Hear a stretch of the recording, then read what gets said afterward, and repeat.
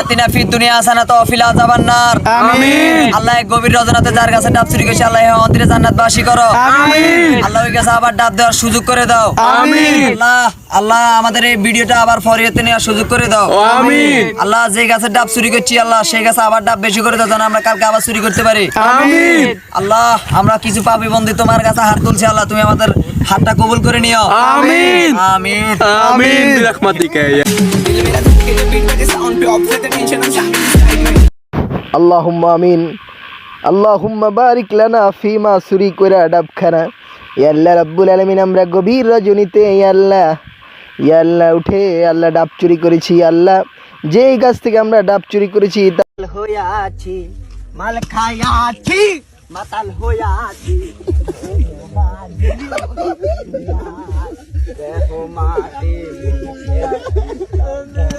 আমার মনোরে দেহ মাতে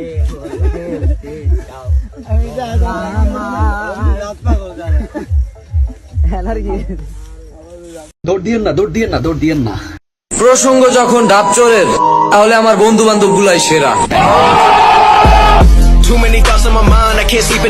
আমি আমার বন্ধুদের কথা শুনে কখনো কোনো পাপ করি নাই, যার কারণে আমার বন্ধুরা সবসময় বলে যে তুই আমাদের বন্ধুই ভাবিস না, কারণ তুই কখনো আমাদের কোনো কথাই শুনিস নাই। তারপর আমি বললাম যে ঠিক আছে আজ তোরা যেটা বলবি সেটা আমি শুনবো। তো ওরা বললো যে ঠিক আছে আজ আমরা সবাই তারাবির নামাজ পড়ে এসে রহিম চাচার কাছে ডাব চুরি করে খাবো। আমি আবার বললাম যে চুরি করলে তো গুনাহ হবে। তো আমার কথা শুনে একটা বন্ধু বলে উঠলো যে কি জন্য গুনাহ হবে, তারাবি পড়তেছি ওইটাই সোয়াব আর চুরি করতেছি ওইটাই গুনাহ। সোয়াব গুনায় কাটাকাটি মাঝখানে ডাব আমাদের ফ্রি।